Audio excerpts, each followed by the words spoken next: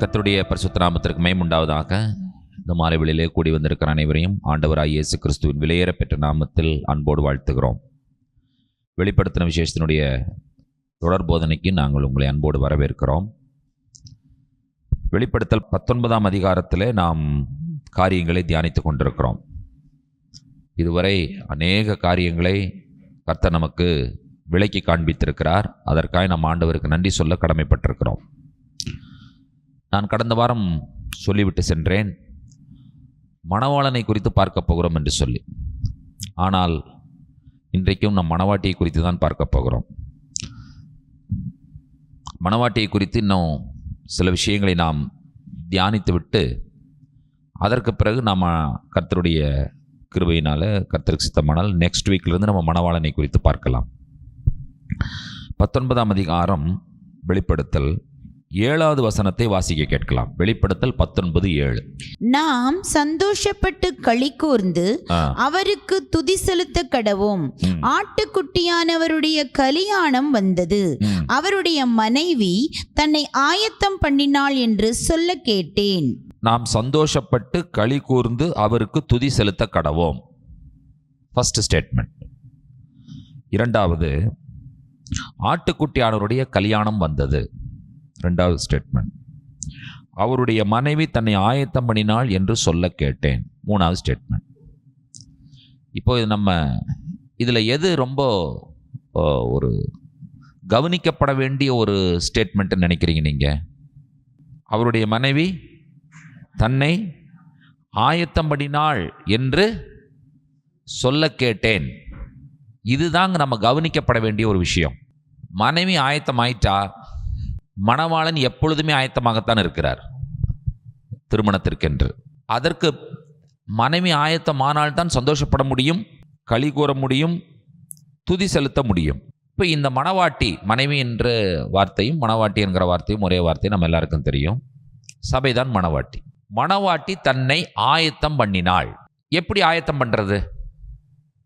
அதுதான் ரொம்ப முக்கியம் இல்லையா? மணவாட்டி ஆயத்தமாக வேண்டும், ரெடி ஆகணும், ப்ரிப்பேர் ஆகணும். இது ரொம்ப முக்கியமான ஒரு விஷயம். இதற்கு என்ன வழி? எப்படி மணவாட்டியை ஆயத்தப்படுத்துவது, ரெடி பண்ணுவது? அந்த திருமணத்திற்கான ஒரு நிலையிலே மணவாளன் திருமணம் செய்வதற்கு தகுதியான ஒரு நிலையிலே மணவாட்டி எப்படி ஆயத்தப்படுவது? இப்போது சிலர் சொல்லுவாங்க, எங்கள் சபை மணவாட்டி சபைங்க அப்படிம்பாங்க. இப்போ இதுவே பெரிய பிரச்சனை. இப்போ எந்த சபை மணவாட்டி சபை, எந்த சபை மணவாட்டி சபை இல்லை? இது இன்றைக்கு இருக்கிற ஒரு பெரிய பிரச்சனையான ஒரு விஷயம். சிலர் சொல்லுவார்கள், எங்கள் சபை தாங்க மணவாட்டி சபை. இப்போ நம்ம போகிற சபையை குறித்து சில விஷயங்களை நம்ம யோசித்து பார்க்க தோணும். ஓ, அப்போ ஒருவேளை அதுவாக தான் இருக்குமோ, நம்ம அங்கே தான் போயிருக்கணுமோ, நம்ம சபையில் இவ்வளவு பிரச்சனைகள் இருக்கிறது, இவ்வளவு காரியங்கள் இருக்கிறது, இதனால் இதெல்லாம் நம்ம சபை ஒருவேளை மணவாட்டி சபை இல்லாமல் இருக்குமோ அப்படிங்கிற மாதிரி ஒரு தாட்டை நம்ம கிரியேட் பண்ணுறதுக்கு உண்டான காரியங்கள், சூழ்நிலை உருவாகிவிடும். அதை குறித்து நாம் இன்றைக்கு பார்க்க போகிறோம். முதலாவது நான் சொல்கிற ஸ்டேட்மெண்ட்டை நீங்கள் நன்றாய் புரிந்து கொள்ளுங்கள். எல்லா சபையும் மணவாட்டி சபை இல்லை, ஆனால் மணவாட்டி எல்லா சபைக்குள்ளும் இருக்கிறாள். இது புரிஞ்சிச்சுன்னா உங்களுக்கு கன்ஃபியூஷனே தேவையில்லை. எல்லா சபையும் மணவாட்டி சபை இல்லை, ஆனால் எல்லா சபைக்குள்ளும் மணவாட்டி இருக்கிறாள். எத்தனை பேருக்கு இது புரிஞ்சுது? இப்போ இதுக்கு மேலே உங்களுக்கு கன்ஃபியூஷன் வரக்கூடாது. இப்போ மணவாட்டி தன்னை ஆயத்தம் பண்ணினாள் என்று சொல்ல கேட்டேன். கணவனுக்கான மனைவி ஆயத்தம் படுவது, ஆயத்தமாவது எப்படி என்பதுதான் நமக்கு இன்றைக்கு ஒரு முக்கியமான விஷயம். மணவாளன் குதிரையில் வருகிறார். மணவாளன் குதிரையில் வருகிறார். எங்கே சொல்லப்பட்டிருக்கிறது? 19ஆம் அதிகாரம் 11வது வசனத்தை வாசியுங்கள். பின்பு பரலோகம் திறந்திருக்க கண்டேன், இதோ ஒரு வெள்ளை குதிரை காணப்பட்டது. வெள்ளை குதிரை காணப்பட்டது. அதின்மேல் ஏறி இருந்தவர் உண்மையும் சத்தியம் உள்ளவர் எனப்பட்டவர். அவர் நீதியாய் நியாயம் தீர்த்து யுத்தம் பண்ணுகிறார். மணவாளன் எப்படி வருகிறார்? மணவாளனுடைய தோற்றம் என்ன? மணவாளனுடைய வருகை என்ன? மணவாளனுடைய செயல் என்ன என்கிற காரியங்களெல்லாம் சொல்லப்பட்டிருக்கிறது. அடுத்தது அவருக்கு ட்ரெஸ் எப்படி இருக்கிறது, என்கிற விஷயங்கள்லாம் சொல்லப்பட்டிருக்கிறது. இதெல்லாம் ஓகே தான். ஆனால் பொண்ணுங்க, அதான் ரொம்ப முக்கியம். அதுதான் இன்றைக்கு ஒரு பெரிய பிரச்சனையான ஒரு விஷயமாக ஓடிக்கொண்டிருக்கிறது. மணவாட்டி ஆயத்தப்பட வேண்டும். எல்லோருக்கும் பரிச்சயமான எபேசியர் நிருபத்திற்கு நேராக கவனத்தை திருப்புங்கள். எபேசியர் 5ஆம் அதிகாரம் 25, 26, 27 3 வசனங்களை வாசிக்க கேட்கலாம். புருஷர்களே, உங்கள் மனைவிகளில் அன்பு கூறுங்கள். அப்படியே கிறிஸ்துவும் சபையில் அன்பு கூர்ந்து தாம் அதை திருவசனத்தை கொண்டு தண்ணீர் முழுக்கினால் சுத்திகரித்து பரிசுத்தமாக்குகிறதற்கும் கரை திரை முதலானவைகள் ஒன்றும் இல்லாமல் பரிசுத்தமும் பிழையற்றதுமான மகிமையுள்ள சபையாக அதை தமக்கு முன் நிறுத்தி கொள்வதற்கும் தம்மை தாமே அதற்காக ஒப்பு கொடுத்தார். புருஷன் மனைவி, கிறிஸ்து சபை. என்ன அழகான ஒரு கம்பேரிசனை பவுல் இங்கே கொடுக்கிறார் என்பதை நீங்கள் பாருங்கள். அந்த தீனாள் கோயில் இருந்த அந்த எபேசு பட்டணத்தில் ஒரு பெரிய சபையை ஸ்தாபித்து, அந்த பட்டணத்தில் இருக்கிற சபையை மணவாட்டி என்கிறதான விஷயத்தை பவுல் பேசுகிறார் என்று சொன்னால் என்னால் ஒரு பெரிய ஆச்சரியம், அதை தாங்கவே முடியவில்லை. எப்படி ஒரு புருஷனும் மனைவியும் இருக்கிறார்களோ அதே போல கிறிஸ்துவும் சபையும் இருக்கிறது.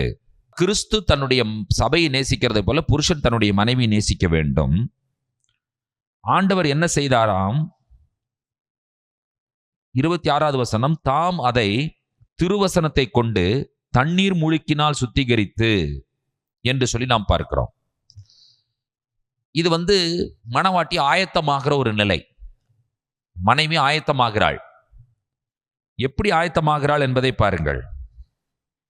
திருவசனத்தின் மூலமாக மணவாட்டி என்னுடைய ஆயத்தத்தினுடைய குணாதிசயங்களை பாருங்கள். பரிசுத்தமாகிறாள், கரையில்லாமல் திரையில்லாமல் பிழையற்ற மகிமையுள்ள மணவாட்டியாக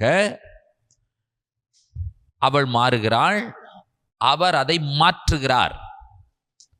மணவாட்டியை ஆயத்தம் பண்ணுவது யார்? மணவாட்டி ஆயத்தப்படுத்துறது யார்? மணவாளனே தான்.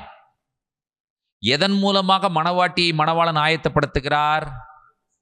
வசனத்தின் மூலமாக ஆயத்தப்படுத்துகிறார். அதுதான் ரொம்ப முக்கியம். நீங்க யோசிச்சு பாருங்க பார்க்கலாம். ஒரு பெண்ணுக்கும் ஒரு ஆணுக்கும் திருமணம் ஆக போகிறது. அந்த ஆண்கிட்ட சொல்றாங்க, மனைவி நீயே ரெடி பண்ணுப்பா அப்படின்னா எப்படி இருக்கும்? கொஞ்சம் கஷ்டம்தான் இல்லையா? ஆமா. இங்கே மணவாட்டி ஆயத்தப்படுவது என்பது ரொம்ப ரொம்ப முக்கியமான ஒரு விஷயம். மணவாளன் மணவாட்டியை ஆயத்தம் பண்ணுகிறார், ரெடியாக்குகிறார். மணவாளன் மணவாட்டி ஆயத்தம் பண்ணும் பொழுது அந்த மணவாளனுடைய காரியங்கள் எதை வைத்து அவர் ஆயத்தம் பண்ணுகிறார் என்பது ரொம்ப முக்கியம். 100% திருச்சபைக்கு போகிற மக்களுக்கு ஒரு விஷயம் தெரியும். என்ன விஷயம் தெரியும்னு கேட்டீங்கன்னு சொன்னா, சபை என்பது மணவாட்டி, சபை ஒரு திருமணம் நடைபெற போகிறது என்பது தெரியும். இந்த திருமணத்திற்கு முன்பாக அந்த திருமணம் செய்ய போகிற மணவாட்டிக்கு ஒரு நிச்சயம் நடைபெறுகிறது என்கிற விஷயம் யாருக்கா தெரியுமா? தெரியவே தெரியாது. எல்லாருக்கும் கல்யாணம் நடக்குதுன்னு தெரியும். கல்யாணம் நடக்க போகிறது, எனக்கு என்னுடைய மணவாளனாகி கிறிஸ்துவோடு கூட திருமணம் நடக்க போகிறது என்பது தெரியும். திருமணம் நடக்க போகிற இந்த மணவாட்டிக்கு நிச்சயம் நடந்தால்தான் திருமணம் நடக்கும். நிச்சயம்ங்கிற ஒரு ஸ்டேஜ் இருக்குங்கிறது நிறைய பேருக்கு தெரியாது. பெட்ரோத்தல் என்று பெயர். பட் வேதாகமத்திலே நம்முடைய கலாச்சாரத்தின்படி பெட்ரோத்தல், மேரேஜ் என்கிற 2 விஷயம் கிடையாது. வேதாகமத்திலே திருமணம் மட்டும்தான். அந்த திருமணமே 2 பகுதிகளாக நடைபெறுகிறது. 2 stages. Wedding part 1, wedding part 2.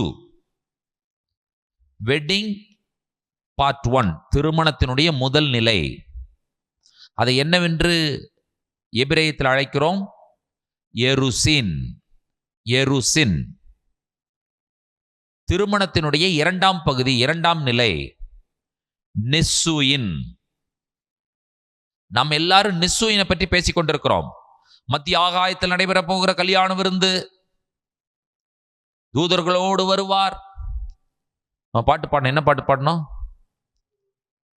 தூதரோடு நின்று அவரை துதித்தென்று மகிழ்ந்திடுவோம். இது நமக்கு தெரியும். இதெல்லாம் எங்க கல்யாணம் நடக்குதுன்னு தெரியும். ஆனா கல்யாணத்திற்கு முன்னால அது செகண்ட் ஸ்டேஜ் தான். ஃபர்ஸ்ட் ஸ்டேஜ்னு ஒன்று இருக்குதுன்னு சொல்லி எத்தனை திருச்சபை மக்களுக்கு தெரியும் நினைக்கிறீங்க நீங்க? எருசின்னு ஒன்று இருக்குன்னு சொல்லி தெரியவே தெரியாது. அதுதான் ரொம்ப கஷ்டமான ஒரு விஷயம். எருசின் தெரியாம நிஸ்ஸுயினுக்கு போக முடியாது. ஏன் தெரியவில்லை என்கிறதற்கு காரணம் என்னவென்றால், நம்முடைய திருமண முறைகளை வேதாகமத்தின் பிழையாக நாம் அமைக்கவில்லை. நம்முடைய திருமண முறைகள் பெட்ரோத்தல், நிச்சயம், அடுத்தது திருமணம். ஆனால் யூதர்கள் அல்லது வேதாகமத்தில் நிச்சயம் என்கிற ஒரு காரியமே கிடையவே கிடையாது. திருமணம் தான் டைரக்டா. அதுல பார்ட் 1 பார்ட் 2. வேதாகமத்தில் ஒரு விஷயத்தை நான் வாசிக்கும்படி உங்களை கேட்கிறேன். வேதாகமத்தை திறந்து மத்தேயு எழுதின சுவிசேஷம் 1ஆம் அதிகாரம் 18-19. இயேசு கிறிஸ்துவினுடைய ஜனனத்தின் விவரமாவது, அவருடைய தாயாகிய மரியாள் யோசேப்புக்கு நியமிக்கப்பட்டிருக்கையில் அவர்கள் கூடி வரும் முன்னே அவள் பரிசுத்த ஆவியினாலே கர்ப்பவதியானாள் என்று காணப்பட்டது. அவள் புருஷனாகிய யோசேப்பு நீதிமானாயிருந்து அவளை அவமானப்படுத்த மனதில்லாமல் இரகசியமாய் அவளை தள்ளிவிட யோசனையாயிருந்தான். 19வது வசனத்தினுடைய ஆங்கில மொழிபெயர்ப்பை நீங்கள் போய் பார்ப்பீர்கள் என்று சொன்னால், ரகசியமாய் தள்ளிவிட என்கிறதான வார்த்தை டிவோர்ஸ் என்கிறதான வார்த்தை பயன்படுத்தப்பட்டிருக்கும். டிவோர்ஸ். திருமணத்திற்கு பிறகு டிவோர்ஸுக்கு போவாங்களா? நிச்சயத்திற்கு பிறகு டிவோர்ஸுக்கு போவாங்களா? திருமணத்திற்கு பிறகுதான் டிவோர்ஸ்க்கே போக முடியும். நிச்சயமாயிருச்சு எனக்கு, ஆகினால இதை டிவோர்ஸ் பண்றேன் அப்படின்னு சொல்ல முடியாது. இங்கே யோசேப்புக்கும் மரியாளுக்கும் நடந்தது நிச்சயமா திருமணமா? அதாவது நம்மளுடைய லாங்குவேஜ்ல நிச்சயம் அது ஆக்சுவலா. ஆனா பைபிள் லாங்குவேஜ்ல அது திருமணம் தான். அதனால தான் தமிழ்ல போடும்போது நிச்சயிக்கப்பட்டிருக்கையில்னு போடப்பட்டிருக்கிறது. நீங்க என்னைக்காவது யோசிச்சு பார்த்திருக்கணும். 18ஆம் வசனத்துல சொல்லும் பொழுது யோசேப்புக்கு நியமிக்கப்பட்டிருக்கையில், when she was engaged to Joseph. அடுத்த வசனம் சொல்லுகிறது, he wants to divorce her privately. ரகசியமாய் அவளை தள்ளிவிட மனதாயிருந்தான் என்று சொல்லுகிறதை நீங்கள் வாசிக்கிறீர்கள். அப்போ நீங்க ஒரு கேள்வி கேட்டு பார்த்திருக்கணும். இவங்க 2 பேர்த்துக்கும் திருமணமே நடக்கலையே, அப்ப எப்படி இவன் டைவர்ஸுக்கு போக முடியும்? டிவோர்ஸ் என்று சொல்லுவது லீகல், அதாவது சட்டப்பூர்வமாக ஒரு திருமணம் நடைபெற்றிருந்தால் நீங்கள் எனக்கு போகலாம் என்று சொன்னால் டிவோர்ஸுக்கு போகலாம். சட்டப்பூர்வமா அந்த விஷயத்தை நீங்கள் ரத்து செய்யலாம். அதனால நீங்கள் ஒரு விஷயத்தை நன்றாய் புரிந்து கொள்ளுங்கள். வேதாகமம் என்ன சொல்லுகிறது என்று சொன்னால், நிச்சயம் என்று சொல்லுகிற ஒரு விஷயத்தை வேதாகமம் ஏற்றுக்கொள்ளவில்லை. வேதாகமம் டைரக்ட்லி மேரேஜுக்குள்ள தான் போகுது. அந்த மேரேஜ் 2 நிலைகளாக நடைபெறுகிறது. ஒன்று எருசின், 2வது நிஸ்ஸுயின். ஒன்ஸ் நீங்க மேரேஜுக்குள்ள ஃபர்ஸ்ட் பார்ட்டுக்குள்ள போயிட்டீங்கன்னு சொன்னா, you are technically under your husband. That's all. புருஷனுக்கு கீழே அந்த மனைவி வந்து விட்டாள் என்பதுதான் அதனுடைய பொருள். அதை நீங்கள் என்ன செய்ய முடியாது என்று சொன்னால் தவிர்க்கவே முடியாது. ஓகே, இந்த விஷயம் எங்கே ஆண்டவர் சபையை நிச்சயம் பண்ணுகிறார் என்கிற கேள்வி. இஸ்ரவேல் ஜனங்கள் எகிப்தின் அடிமைத்தனத்திலிருந்து வெளியே வருகிறார்கள். ஆண்டவர் என்ன செய்கிறார் என்று சொன்னால், அவர்களை சீனாய் மலையினுடைய அடிவாரத்தில் கூட்டிக் கொண்டு வந்து நிறுத்துகிறார். நிறுத்திவிட்டு மோசேயின் மூலமாக சொல்லுகிறார், ஒரு ப்ரொபோசல் கொடுக்கிறார். நான் அவர்களுடைய மணவாளனாய் இருக்க போகிறேன், அவர்கள் என்னுடைய மணவாட்டியாய் இருக்க போகிறார்கள். அதற்கு அவர்களுக்கு சம்மதமா என்று கேள் என்று ஆண்டவர் சொல்லி அனுப்புகிறார். மலையிலிருந்து கீழே இறங்குகிற மோசே ஜனங்களை பார்த்து சொல்லுகிறார், உங்களை விடுவித்த உங்கள் தேவன், உங்களை தேவனாகிய கர்த்தர் ஆண்டவர் உங்களை திருமணம் செய்து கொள்வதற்கு ஆயத்தமாய் இருக்கிறார். அவரை திருமணம் செய்து கொள்வதற்கு நீங்கள் ஆயத்தமா என்கிற ஒரு கேள்வியை கேட்கிறார். அதற்கு இஸ்ரவேல் ஜனங்கள், இஸ்ரவேல் சபையார் எல்லாரும் சொல்லுகிறார்கள், சரி, கர்த்தர் என்னெல்லாம் சொல்லுகிறாரோ அதன்படியே நாங்கள் செய்கிறோம். அவரை திருமணம் செய்து கொள்வதற்கு நாங்கள் சம்மதம் தெரிவிக்கிறோம். நீங்க கேட்கலாம், இதெல்லாம் எங்க பாஸ்டர் எழுதியிருக்கு? நீங்களா கதை விட்டுருக்கீங்களா? கற்பனையில் சொல்லிட்டு இருக்கீங்களா? இல்லை, நான் சொல்லலைங்க. அதை நான் கதை வடிவிலே உங்களுக்கு புரியற மாதிரி சொல்லிட்டு இருக்கேன். ஆனால் இவைகள் எங்கே சொல்லப்பட்டிருக்கிறது என்று கேட்டால், யாத்திராகமம் 19ஆம் அதிகாரத்தில் இவைகள் சொல்லப்பட்டிருக்கிறது. என்னோடு கூட சேர்ந்து யாத்திராகமம் 19ஆம் அதிகாரத்திற்கு நேராக உங்களுடைய கவனத்தை திருப்புங்கள். 3வது வசனத்தை வாசிக்க கேட்கலாம். மோசே தேவனிடத்திற்கு ஏறி போனான். கர்த்தர் மலையிலிருந்து அவனை கூப்பிட்டு, நீ யாக்கோபு வம்சத்தாருக்கு சொல்லவும் இஸ்ரவேல் புத்திரருக்கு அறிவிக்கவும் வேண்டியது என்னவென்றால், நீ யாக்கோபு வம்சத்தாருக்கும் இஸ்ரவேல் புத்திரருக்கும் அறிவிக்க வேண்டியது என்னவென்றால், அடுத்தது, நான் எகிப்தியருக்கு செய்ததையும் நான் உங்களை கழுகுகளுடைய செட்டைகளின் மேல் சுமந்து உங்களை என்னண்டையிலே சேர்த்து கொண்டதையும் நீங்கள் கண்டிருக்கிறீர்கள். ஓகே, உங்களை நான் விடுதலையாக்கி கொண்டு வந்தேன். ஆண்டவர் சொல்றார், உங்களை நான் விடுதலையாக்கி கொண்டு வந்தேன், நீங்களே பார்த்திருக்கிறீர்கள். அடுத்தது ஆண்டவருடைய காரியம் பாருங்க. இப்பொழுது நீங்கள் என் வாக்கை உள்ளபடி கேட்டு என் உடன்படிக்கையை கைக்கொள்வீர்களானால் சகல ஜனங்களிலும் நீங்களே எனக்கு சொந்த சம்பத்தாய் இருப்பீர்கள். பூமி எல்லாம் என்னுடையது. நீங்கள் எனக்கு ஆசாரிய ராஜ்யமும் பரிசுத்த ஜாதியுமாய் இருப்பீர்கள் என்று நீ இஸ்ரவேல் புத்திரரோட சொல்ல வேண்டிய வார்த்தைகள் என்றார். இதெல்லாம் தாங்க நான் சொல்லிட்டு இருந்தேன். ஆண்டவர் சொல்லுகிறார், நான் உன்னை திருமணம் செய்வதற்கு ஆயத்தமாய் இருக்கிறேன், உன்னை நான் விடுதலையாக்கினேன், உன்னை நான் திருமணம் செய்வதற்கு ஆயத்தமாய் இருக்கிறேன். அப்போ இதுல சொல்றாரு பாருங்க, என்னுடைய உடன்படிக்கைங்கிறது திருமணம் தானே. உடன்படிக்கையை கை கொள்வீர்களானால், அடுத்து சொல்லுகிறார், சகல ஜனங்களிலும் நீங்கள் எனக்கு சொந்த சம்பத்து, பூமி எல்லாம் என்னுடையது.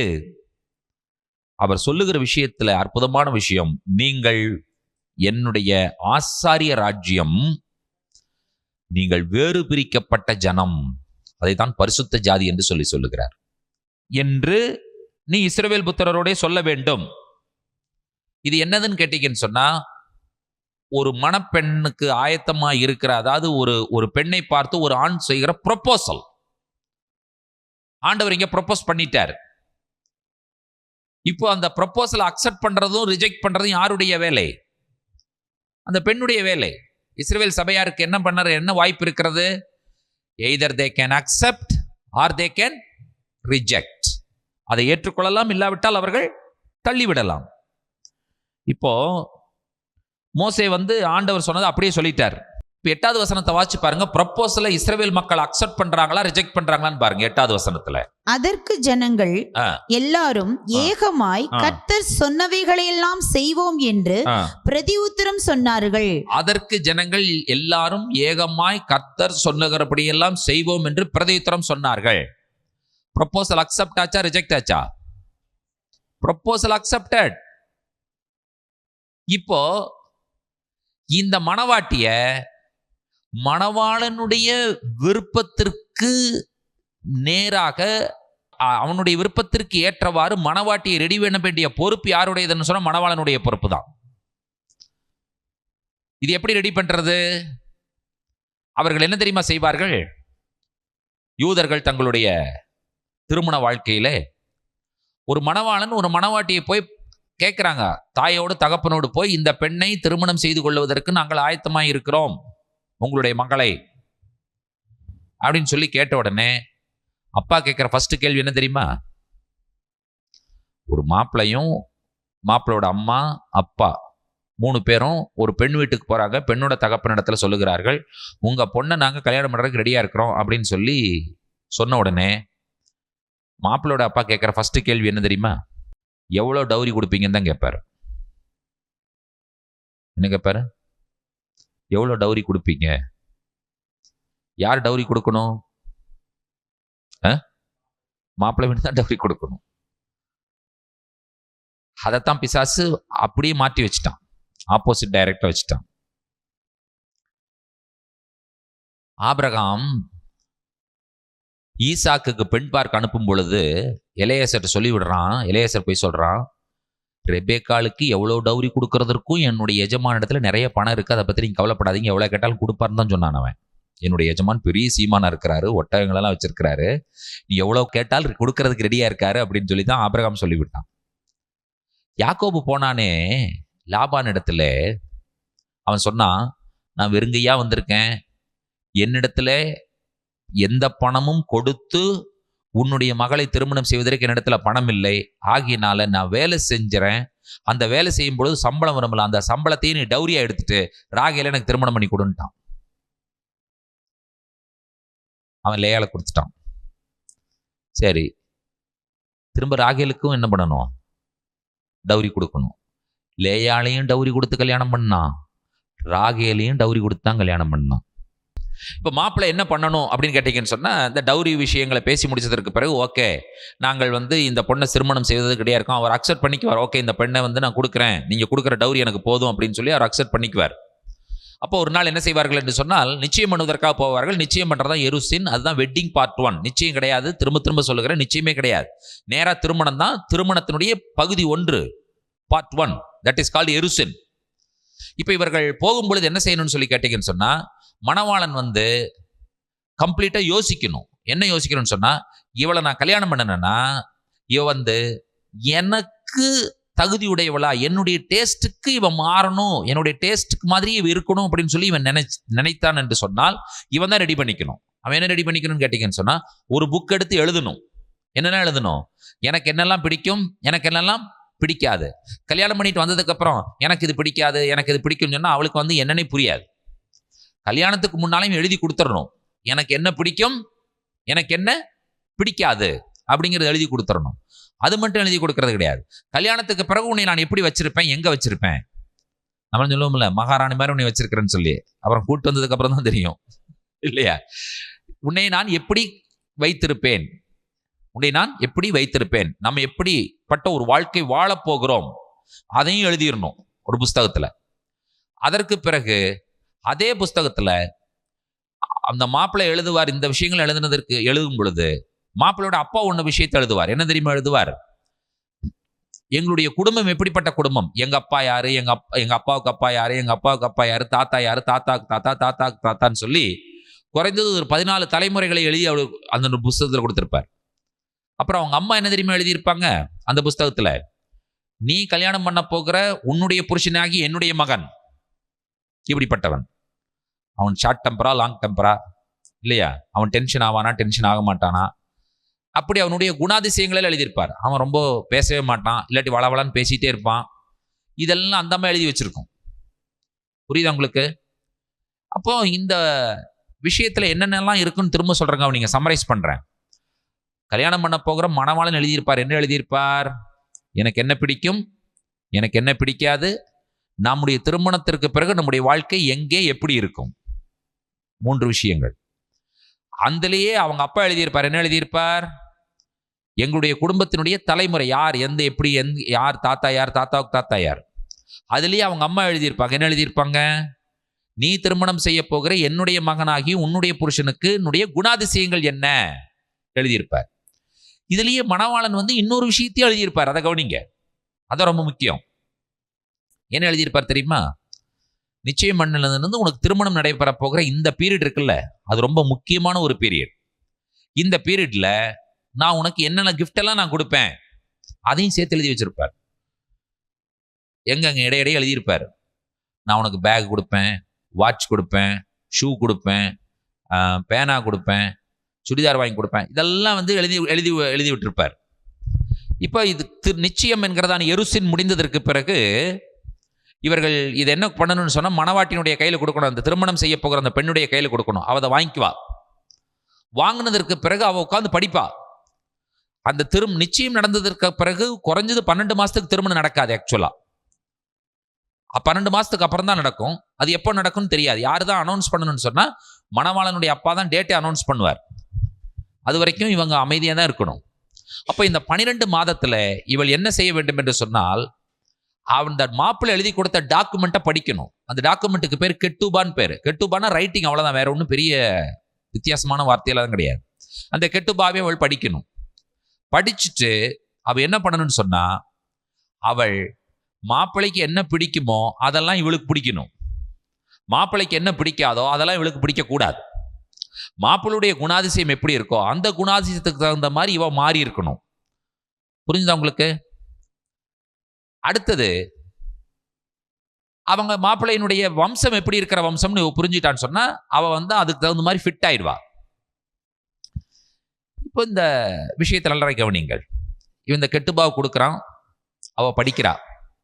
அவ படிச்சதற்கு பிறகு அவ கையில கலர் கலரா பேனா வச்சிருக்கான்னு வச்சுக்கோங்க. ரெட் கலர், கிரீன் கலர், அப்புறம் ப்ளூ கலர், பிளாக் கலர்னு சொல்லி நல்ல கலர் கலரா பேனா வச்சிருக்கா. பேனா வச்சுட்டு சில விஷயங்களை அண்டர்லைனே பண்றா. அண்டர்லைன் பண்ணி பண்ணி படிக்கிறா. எல்லாத்தையும் அண்டர்லைன் பண்ணுறது. சில விஷயங்கள் வரும்பொழுது உடனே அண்டர்லைன் பண்ணிக்கிறா, படிக்கிறா. அப்புறம் இந்த மாப்பிள்ளை ஃபோன் பண்ணும் பொழுது உடனே புஸ்தகத்தை எடுக்கிறா, திருப்பின உடனே இத்தனாவது பக்கத்தில் இத்தனாவது இடத்துல நீங்க வாட்ச் அனுப்புன்னு போட்டிருக்கீங்க, நீங்க எப்ப அனுப்புவீங்கன்னு கேட்கிறா. அவன் யோசிக்கிறான், என்னடா அது இவ்வளவு விஷயம் எழுதி கொடுத்துருக்கேன், வாட்ச் அனுப்புனதை போய் கேட்டிருக்கா. அடுத்த தடவை ஃபோன் பண்றான். அப்பவும் திரும்ப அந்த புஸ்தகத்தை எடுத்து இத்தனாவது பக்கத்தில் இத்தனாவது இடத்துல இத்தனாவது லைன்ல ஹேண்ட்பேக் அனுப்புன்னு சொன்னீங்க, எப்ப அனுப்புவீங்க? அடுத்த கேள்வி. அடுத்த தடவை ஃபோன் பண்ணும் பொழுது திரும்பவும் சொல்றா, இத்தனாவது பக்கத்தில் இத்தனாவது இடத்துல இத்தனாவது லைன்ல என்ன அனுப்புவேன்? செல்போன் அனுப்புன்னு சொல்லி எழுதியிருக்கீங்க, எப்ப அனுப்புவீங்க? அந்த ஆள் சோர்ந்துருவான். இவ்வளவு விஷயம் நம்ம எழுதி கொடுத்துருக்குறோம், ஹேண்ட்பேக் கேட்கறா, வாட்சை கேட்கறா, செல்போனை கேட்கறா, ஷூவை கேட்கறா, சாக்ஸை கேட்கறா, இது மட்டும்தான் நான் எழுதினேன்னா? நாம் நம்முடைய ஆண்டவராய் இயேசு கிறிஸ்துவை அவர் சொன்ன ப்ரப்போசலை நம்ம ஏற்றுக்கொண்ட பொழுது அவர் நமக்கு எழுதி கொடுத்ததுதான் இந்த கெட்டுபா. இதுதான் கெட்டுபா. இந்த கெட்டுபாவிலே ஆண்டவர் என்ன எழுதி கொடுத்திருக்கிறார்? எனக்கு என்ன பிடிக்கும், எனக்கு என்ன பிடிக்காது. அடுத்தது, பிதாவாகி தேவன் என்ன எழுதி கொடுத்திருக்கிறார்? அவருடைய வம்சத்தை எழுதி கொடுத்திருக்கிறார். பரிசுத்தாவியானவர் என்ன எழுதி கொடுத்திருக்கிறார்? அவருடைய குணாதிசயங்களை எழுதி கொடுத்திருக்கிறார். பாவம் இல்லாதவர், பரிசுத்தர், இப்படி அவருடைய குணாதிசயங்களை எழுதி கொடுத்திருக்கிறார். மணவாளன் என்னெல்லாம் எழுதுவார்னு சொன்னேன். என்ன பிடிக்கும், என்ன பிடிக்காது, நம்முடைய திருமண வாழ்க்கை, திருமணத்திற்கு பிறகு நாம் எப்படிப்பட்ட வாழ்க்கை வாழப்போகிறோம். மணவாளனுடைய அப்பா ஜீனியாலஜி எழுதியிருப்பார். மணவாளனுடைய அம்மா மாப்பிள்ளையினுடைய குணாதிசயங்கள் எழுதியிருப்பார். மாப்பிள்ளை இன்னொன்று எக்ஸ்ட்ரா எழுதியிருப்பார்னு சொன்னேன். என்ன சொன்னேன்? என்னென்ன கிஃப்ட் கொடுப்பார் எழுதியிருப்பார். நம்மால் எதை மட்டும்தான் அண்டர்லைன் பண்றது? புரிஞ்சுதா உங்களுக்கு? என்னெல்லாம் வாக்கு தத்தம் இருக்கோ அதை மட்டும் அண்டர்லைன் பண்ணிக்கிறது. நம்ம பைபிள் எடுத்து பாருங்க, சிலருக்கு வாக்கு தத்தங்களை மட்டும்தான் அண்டர்லைன் பண்ணி வச்சிருப்பாங்க. எப்ப மணவாளனோட பேசணும்னு சந்தர்ப்பம் கிடைக்குதோ அப்ப எல்லாமே ஏசாயா 33:63, எரேமியா 33:63, எசேக்கியேல் 33:63 இப்படி சொல்லுது, நீங்க செய்வீங்களா? இப்படி சொல்லுது, நீங்க செய்வீங்களா? நீங்க செய்வீங்களா? இத மட்டுமே ஆண்டவர்கிட்ட கேட்டா ஆண்டவர் கொஞ்சம் டென்ஷன் ஆக மாட்டாரா? வாக்குத்தத்தம் கொடுத்தது அவருக்கு தெரியாதா? ஐயா, தெரியுமா தெரியாதா? வாக்குத்தத்தங்களில் உண்மை உள்ளவர், அவர் வாக்கு மாறாதவர், அவர் நிச்சயமாய் செய்வார். அவர் உங்களை பார்த்து கேட்கிறார், சரிப்பா இதெல்லாம் அண்டர்லைன் பண்ணி இருக்கிற, நான் என்ன பிடிக்குன்னு சொன்னனோ அந்த பிடிக்கிறதெல்லாம் உனக்கு பிடிச்சிருக்கா? நான் என்னெல்லாம் பிடிக்காதுன்னு சொன்னனோ அதெல்லாம் உனக்கு பிடிக்காம இருக்கா அப்படின்னு கேட்டா, உங்களுக்கு என்ன பிடிக்கும்னு எனக்கு தெரியலையே. போச்சா? நான் தான் எழுதி கொடுத்திருக்கேனே, அது எங்க இருக்கு? அதை என்னைக்கு நாம் அண்டர்லைன் பண்ணியிருக்கோம்? அதை என்றைக்கு நாம் கேட்டிருக்கிறோம்? அதை என்றைக்கு நாம் வாசித்திருக்கிறோம்? அதை ஒரு நாளும் நாம் வாசித்தது கிடையாது, அதெல்லாம் அண்டர்லைன் பண்ணாது.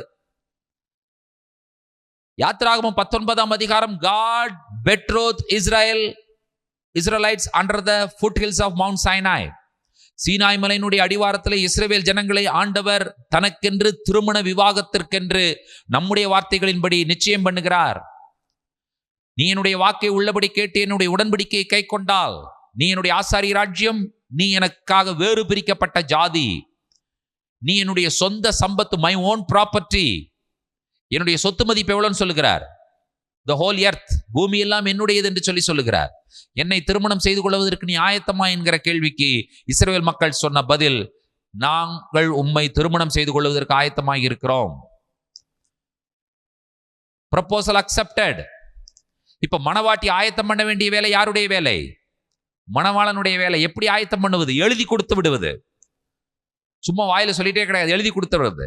ஆகினால் ஆண்டவர் யாத்திராவும் 20ஆம் அதிகாரத்துல இருந்து என்ன ஆரம்பிக்கிறார் என்று சொன்னால், கெட்டுபா என்கிறதான டாக்குமெண்ட்டை எழுதி கொடுத்து விட்டார். தேவன் பேசி சொல்லிய சகல வார்த்தைகளும் ஆவன. எப்படி ஆரம்பிக்கிறார் என்று சொல்லி பாருங்கள். அனோக்கி யெகோவா எலோகேக்கா, ஐ ஆம் த லார்ட் யுவர் காட். அப்படி ஆரம்பிக்கல ஆண்டவர். I am your husband, you shall have no other husbands besides me. நானே உன்னுடைய மணவாளன், என்னை தவிர வேறொரு புருஷர்கள் உனக்கு உண்டாயிருக்க வேண்டாம். எப்படி எழுதியிருக்கார் பார்த்தீங்களா அழகா. அடுத்தது, எனக்கு என்னவெல்லாம் பிடிக்கும்? தாயும் தகப்பனையும் கடன் பண்ணுவது பிடிக்கும். ஓஹோ, அப்ப நான் என்ன பண்ணணும்? தாயும் தகப்பனையும் கடன் பண்ணணும். நான் ஏன் தாயும் தகப்பனையும் கடன் பண்ண வேண்டும்? பதில் என்ன? என்னுடைய மணவாளனுக்கு அது பிடிக்கும். அடுத்தது, களவு செய்யாதிருப்பாயாக. பைபிள் அப்படி படிக்கக்கூடாது. அப்படி படிக்கும்பொழுது என்னமோ அவர் கமெண்ட் பண்றது மாதிரி இருக்கும். நான் திருடக்கூடாது, ஏனென்று சொன்னால் அதுதான் என் மணவாளனுக்கு பிடிக்கும். புரிஞ்சுதா உங்களுக்கு? இப்போ நான் பொய் சொல்லக்கூடாது, அதுதான் என்னுடைய மணவாளனுக்கு பிடிக்கும். இப்போ ஹிஸ் லைக்ஸ் அண்ட் டிஸ்லைக்ஸ் தாங்க பைபிள். இதை பிரமாணம், லா அப்படின்னு சொல்லி மக்களுக்கு வித்தியாசமா சொன்னதுனால தான் மக்கள் படிக்க மாட்டேங்கிறாங்க, இல்லையா? குணாதிசயங்கள். கர்த்தர் எப்படிப்பட்டவர்? அவர் ஏழைகளின் மேல் இரக்கமுள்ள தேவன். கூலிக்காரனுடைய கூலி சாயந்தரமே கொடுத்துடணும், அடுத்த நாள் வரைக்கும் வைத்திருக்க கூடாது. குருடனுக்கு முன்னாக தடைகளை போடாதே, செவிடனை நிந்தியாதே. அப்ப நம்ம என்ன படிக்கிறோம்னு சொன்னா, இதெல்லாம் படிக்கும் பொழுது நமக்கு புரியணும். நான் குருடனுக்கு முன்னாக தடைக்கல்லை போடக்கூடாது, ஏனென்று சொன்னால் அது என் மணவாளனுக்கு பிடிக்கும். நான் செவிடனை நிந்திக்க கூடாது, காரணம் என்னவென்று சொன்னால் அது என்னுடைய மணவாளன், என்னுடைய புருஷனுக்கு பிடிக்கும். என்னுடைய புருஷனுக்கு என்ன பிடிக்கும், என்னுடைய புருஷனுக்கு என்ன பிடிக்காது என்கிறதான விஷயங்கள் தான் இந்த வேதாகமத்தில் சொல்லப்பட்டிருக்கிறது. ஆகினால அவருக்கு என்னெல்லாம் பிடிக்குமோ அதெல்லாம் உங்களுக்கு பிடிச்சி ஆகணும், அப்பதான் கல்யாணம் நடக்கும். அவருக்கு பிடிக்கலைன்னா உங்களுக்கு கண்டிப்பா பிடிக்க கூடாது. இது கிரியை, அதாவது செயல்பாடுகள், அந்த ஆக்ஷன்ஸ் சொல்றாங்க அது. அப்புறம் அவர் ட்ரெஸ் கோடும் வச்சிருக்காரு, எப்படியெல்லாம் ட்ரெஸ் பண்ணணும் அப்படிங்கிற விஷயங்களும் வச்சிருக்காரு. பைபிள் இருக்குல்ல, இருக்கு.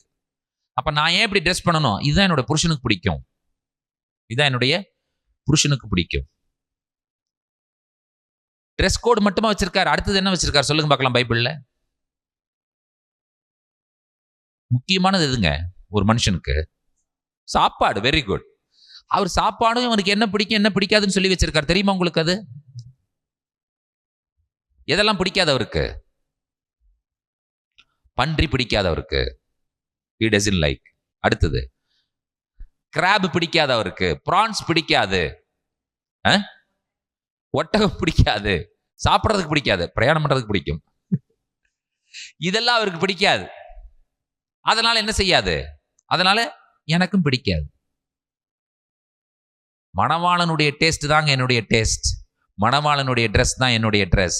மணவாளனுடைய விருப்பம் தான் என்னுடைய விருப்பம். நான் ஏன் இதை சாப்பிட மாட்டேன்? இல்லைங்க, இது எங்கள் வீட்டுக்காருக்கு பிடிக்காதுங்க. சிம்பிள், முடிஞ்சு போச்சு. அதனால நானும் சாப்பிட்றதில்ல, விட்டுட்டேன். எனக்கு பிடிக்கும். என்னுடைய நாக்கு கொஞ்சம் அந்த ப்ரான்ஸ் எல்லாம் கேட்கும், சாப்பிட்டா நல்லா தான் இருக்கும். அதில் கொஞ்சம் சூப் வச்சு கொடுத்தா கூட நல்லா தான் இருக்கிற மாதிரி இருக்கும், இல்லையா? நண்டு சூப் நல்லா எல்லாமே இருக்கும். எப்படி குடிக்க முடியும்? நம்ம குடிக்க முடியாது. என்ன காரணம்? அவருக்கு பிடிக்காதுன்ட்டார், நம்ம எப்படி குடிக்கிறது? என்னங்க, வஞ்சர மீன்.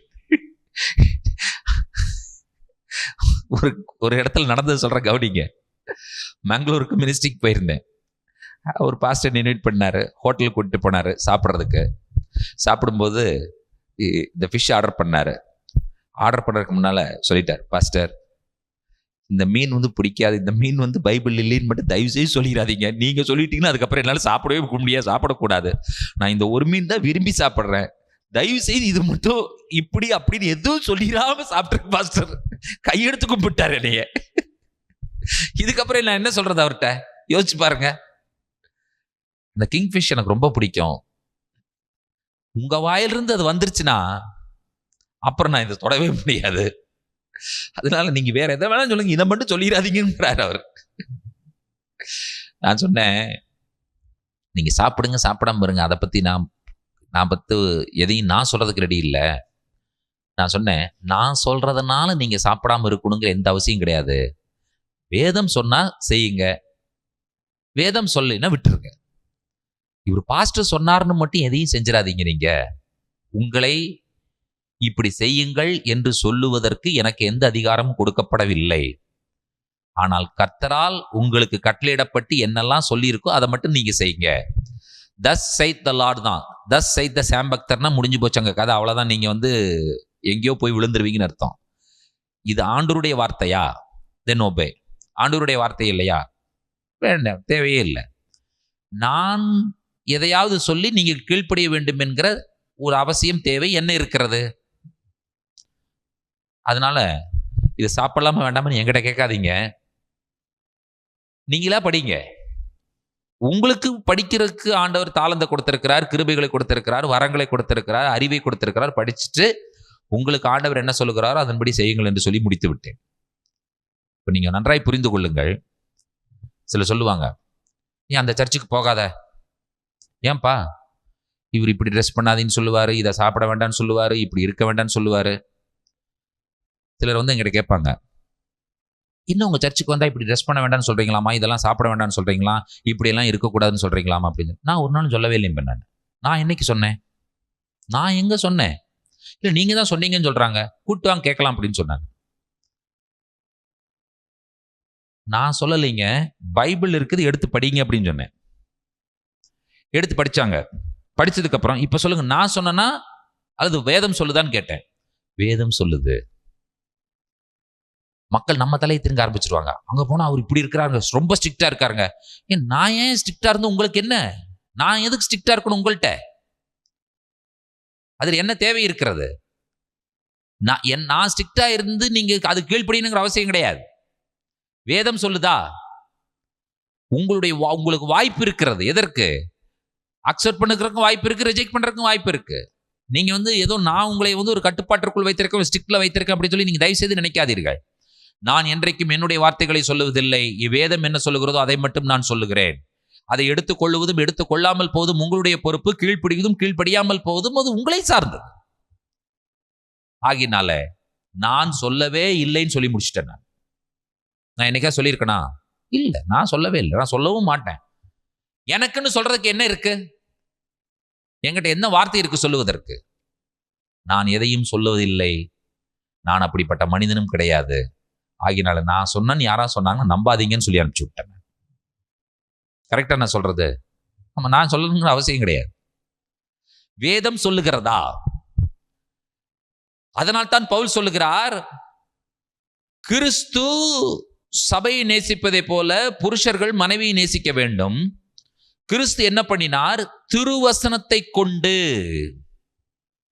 தன்னுடைய மணவாட்டியை கரையில்லாமல், திரையில்லாமல், பிழையில்லாமல் பரிசுத்தமாய் அதை உருவாக்கி மகிமையுள்ளதாக அதை தமக்கு முன்பாக நிறுத்திக் கொள்ளுகிறார்.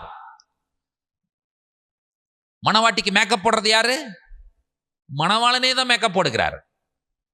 மணவாட்டி ஆயத்தம் பண்ணுவது யார்? மணவாளனே ஆயத்தம் பண்ணுகிறார். எவ்வாறு ஆயத்தம் பண்ணுகிறார்?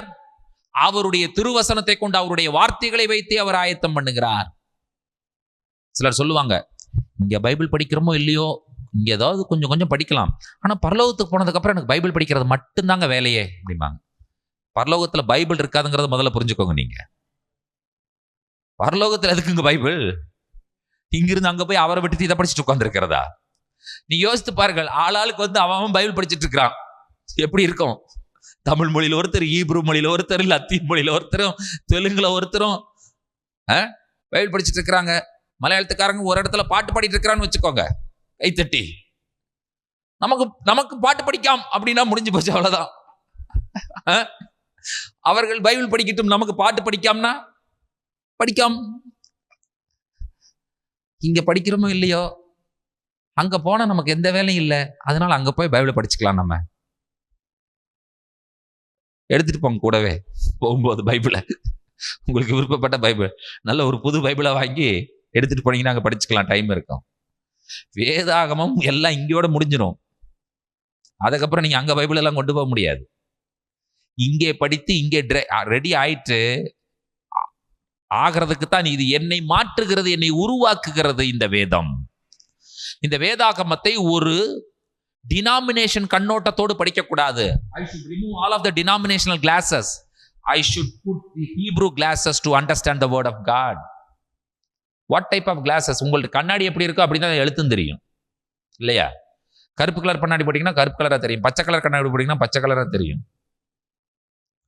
Check your classes, check your spectacles. அப்போ இதெல்லாம் நான் சொல்றதுக்கு என்ன காரணம் அப்படின்னு கேட்டீங்கன்னா, மணவாட்டி ஆயத்தம் பண்ண வேண்டும். மணவாட்டி தன்னை ஆயத்தம் பண்ணினாள் என்று சொல்ல கேட்டேன். அப்ப அந்த எருசின் நடக்குல்ல, அந்த எருசினுக்கும் நிசுயினுக்கும் இடையில இருக்கிற அந்த காலகட்டங்களிலே இவள் தன்னை வேதாகமத்தை வைத்து ஆயத்தப்படுத்திக் கொள்ள வேண்டும். இப்ப இவன் என்ன செய்யலாம் என்று சொன்னால், ஆயத்தமானா கல்யாணம் பண்ணுவான், ஆயத்தம் இல்லைன்னா என்ன மாட்டான், கல்யாணம் பண்ண மாட்டான், விட்டுருவான். நான் அவ்வளவு சிரமப்பட்டு நான் எழுதி கொடுத்தாச்சு. உன்னுடைய வேலை என்ன வேலை? படிக்க வேண்டும், மாற வேண்டும். Preparation. This is called preparation period. நம்ம ப்ரிப்பேர் ஆயிட்டு இருக்கோமான்னு பாருங்க. எதையெல்லாம் விட்டு இருக்கிறோம், எதையெல்லாம் சேர்த்து இருக்கிறோம். விட வேண்டியது இருக்கு, அடுத்தது சேர்த்த வேண்டியது இருக்கு. நம்ம விட வேண்டியதை விட்டுருக்கோமா அப்படின்னு கேட்டா, எங்க மட்டும்தான் விட்டுருப்போம்னா 4 சவுத்துக்குள்ள மட்டும்தான் விட்டுருப்போம், அமைதியா இருப்போம். 4 சவுத்து விட்டு வெளியே போனதுக்கு அப்புறம் நம்ம எழுதி போனோம், தம்பி நான் பைபிளை தூக்குனா பாஸ்டர், பைபிளை கீழே வச்சேன்னா நான் வேற ஆள் அப்படின்னு சொல்றாள். இல்லது பைபிளை தூக்கும் போது நான் பாஸ்டர், பைபிளை கீழே வச்சல நான் வேற ஆள் தெரியுமா? உன்னை எப்படிப்பா கல்யாணம் பண்ணுவார் அவரு? இல்ல உன்னை எப்படி கல்யாணம் பண்ணுவார்னு சொல்லு. தூக்குனா அந்த ஆளாம், தூக்காட்டி வேற ஆளாம். அதாவது இந்த பைபிள்ங்கிறது இவங்க நினைச்சிட்டு இருக்காங்க இங்கதான் இருக்குன்னு சொல்லி. இல்ல, தேவனுடைய வேதம் நம்முடைய இருதயத்தில் இருக்க வேண்டும். கரெக்டா? பிரமாணங்களை ஆண்டவர் அவருடைய நம்முடைய இருதயங்களினுடைய பலகைகளில் ஆண்டவர் எழுதுகிறவராய் இருக்கிறார். நம்முடைய குணாதிசயங்கள் இன்றைக்கு வரைக்கும் எவ்வளவு மாறாமல் இருக்கிறது என்பதை யோசிச்சு பாருங்கள். எவ்வளவு அடமண்டா இருக்கிறோம், எவ்வளவு வைராக்கியங்களை வைத்துக் கொண்டிருக்கிறோம், எவ்வளவு கோபங்களை வைத்துக் கொண்டிருக்கிறோம். ஆண்டவர் இதெல்லாம் சொல்லிட்டு இருக்காரு. உங்களுக்குள்ளே அங்கும் இங்கும் கோல் சொல்லி தெரியாத இருப்பீர்களாக. வைராக்கியங்கள், வீண் பெருமைகள் இவைகளெல்லாம் விட்டு விடுங்கள். இதெல்லாம் எனக்கு பிடிக்காது, இதெல்லாம் எனக்கு பிடிக்காது. பைபிளை படிக்கும் பொழுது இன்னொரு தடவை நீங்க ஜனவரி மாதம் ஒரு பைபிளை படிக்க ஆரம்பிக்கிறோம் அப்படின்னு சொல்லும் பொழுது ஒரு நோட் போட்டு இதெல்லாம் அவருக்கு பிடிக்கும், இதெல்லாம் அவருக்கு பிடிக்காதுங்க ஒரு லிஸ்ட் எடுத்து பாருங்க. நீங்க மொட்டையா படிக்கிறத விட்டுருங்க. நீ பக்கத்தில் ஒரு நோட்டு வச்சுட்டு வேற என்னமா டிவோஷன் எழுதுறத விட அவருக்கெல்லாம் என்ன பிடிக்கும் என்ன பிடிக்காதுங்க ஒரு லிஸ்ட் எடுத்து பார்த்துட்டு நீங்க என்ன பண்ணுங்கன்னு சொன்னா, அதெல்லாம் நான் மாறணும் ஆண்டவரேன்னு சொல்லி நீங்கள் ஆசைப்பட வேண்டும். இப்ப மணவாட்டி தன்னை ஆயத்தம் பண்ணினாள், அது ரொம்ப முக்கியம். இப்ப அடுத்த கேள்வி, நான் எப்படி என்னை ஆயத்தம் பண்ணுவது அப்படின்னு சொல்லி கேட்கறது. தேவனுடைய வார்த்தையை கேட்கணும், நீங்கள் ஆயத்தமாகணும். இப்ப பிரச்சனை என்னன்னு கேட்டீங்கன்னா, நமக்குள்ள பல பிரிவுகள் இருக்கிறது, டினாமினேஷன் இருக்கு. இதுல ஒருவருக்கொருவர் பாத்தீங்கன்னு சொன்னா எங்களுக்கு தான் பெருசு, எங்க டினாமினேஷன் தான் பெருசு அப்படின்னு சொல்லுவாங்க. மேஜர் டிவிஷன்ஸ் சொல்லும் பொழுது பாத்தீங்கன்னு சொன்னா பென்டிகாஸ்டல்ஸ், பேப்டிஸ்ட், பிரதரன், மெயின்லைன் சர்ச்சஸ் இல்லையா? அதுல எதெல்லாம் வந்துடும்? மெத்தடிஸ்ட் வந்துடும், சிஎஸ்ஐ வந்துடும், லூதரன் வந்துடும். Mainline which consists of Methodist, CSI and Lutheran. அடுத்த மேஜர் டிவிஷன் பென்டிகாஸ்டல், அடுத்த மேஜர் டிவிஷன் பேப்டிஸ்ட், அடுத்த மேஜர் டிவிஷன் பிரதரன். இவங்க என்ன தெரியுமா சொல்லுவாங்க? பேப்டிஸ்டுக்காரங்க, நாங்களே யாரு கூடயும் சேர மாட்டோங்க, நாங்க தாங்க. பிரதரன்காரங்க, எங்க புல்பிட்டில் நாங்க வேற யாரையும் ஏற்றவே மாட்டோம், பிரதரன் மட்டும்தான் நாங்க ஏற்றுவோம். Lutheran pulpits only for Lutherans. அந்த செமினரியில் படிச்சிருக்கணும், நீ அதில் ஆர்டினேஷன் வாங்கியிருக்கணும் அப்படின்னு சொல்லுவாங்க. சிஎஸ்ஐ உங்களுக்கு தெரியும், அதே கதை தான். பென்டிகாஸ்டல் கேட்கவே வேண்டாம். அதாவது நம்ம உபதேசத்துக்கு ஒத்து வரணும் பிரதர், அவங்கள தான் நம்ம இது பண்ண முடியும். என்ன உபதேசத்துக்கு ஒத்து வரணும் அப்படின்னு கேட்டா, என்ன இவர் இப்படி அனலும் இல்லாமல் குளிரும் இல்லாமல் பேசிக்கொண்டிருக்கிறார், அடிச்ச உடையணும் இல்ல, வாரம் ஒரு டேபிளாவது உடைஞ்சாதான் அவரை மாதிரி ஆளை கூப்பிடுங்க. அதுவும் இங்கிருந்து அங்க வரைக்கும் நடக்கணும். நேரம் நடந்தா டெல்லிக்கு நடந்துருவார் அவர், இல்லையா? அத்தனை கிலோமீட்டர் ஒரு பிரசங்கத்துல நடக்கிறவரை கூப்பிடுங்க. அவர் நடக்கணும். சவுண்டு வந்து மாடுலேஷன், வாய்ஸ்ல மாடுலேஷன்ஸ் இருக்கணும். உங்களுக்கு ஒரே மாதிரி பேசிட்டு இருக்க கூடாது. ஹல்லேலூயா அப்படின்னு அந்த வைப்ரேஷன் மாடுலேஷன்ஸ் எல்லாம் இருந்து, அப்புறம் மேல கொஞ்சம் வாய்ஸ் போகணும். திடீர்னு வந்து பார்த்தீங்கன்னு சொன்னா, அதாவது வந்து அவருக்கு தெரியும் அங்க அப்படி இவர் பேசிட்டே இருப்ப திடீர்னு யாரும் தூங்குவாங்க. ஹல்லேலூயா அப்படின்னா அவர் எந்திரிச்சுக்கணும், முழிச்சு உட்காந்துடணும். இந்த மாதிரி குரூப். இப்ப எதுல நான் வந்து போறது? இதுதான் ரொம்ப கொடுமையான விஷயம். யாரும் யாரோடையும் சேரவே மாட்டாங்க.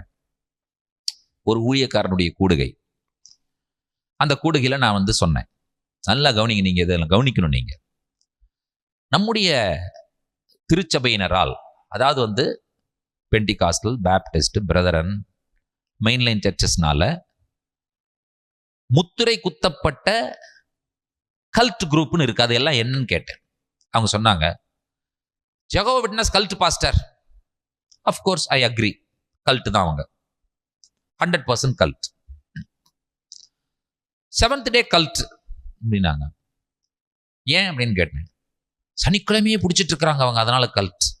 சரி, ஓகே, விட்டுரு, கல்ட் தான். ஒன்லி ஜீசஸ்காரங்க கல்ட் அப்படின்னாங்க. எதனால கல்ட்டுன்னு கேட்டேன்.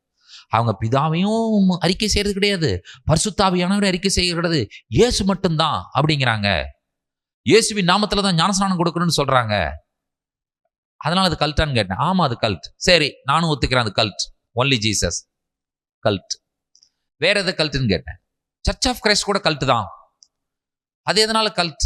அவங்க பழைய ஏற்பாட்டு பக்கமே போறதே கிடையாது, புதிய ஏற்பாட்டுல தான் நம்ம வாழ்றோம் அப்படின்னு சொல்றாங்க. அவங்க அடுத்தது என்ன பண்றாங்க? அவங்க எந்த கூடுகையிலையும் பாட்டுக்கு மியூசிக்கும் வாசிக்க மாட்டாங்க, கையும் தட்ட மாட்டாங்க. மியூசிக்கும் வாசிக்காம கையும் தட்டாம ஒரு குரூப் உட்கார வச்சு பாடினீங்கன்னா 10 பேர் இருந்தா 10 நோட்ல பாடுவாங்க. எப்படி உட்கார்ந்து இருக்கிறது இந்த கூட்டத்துல?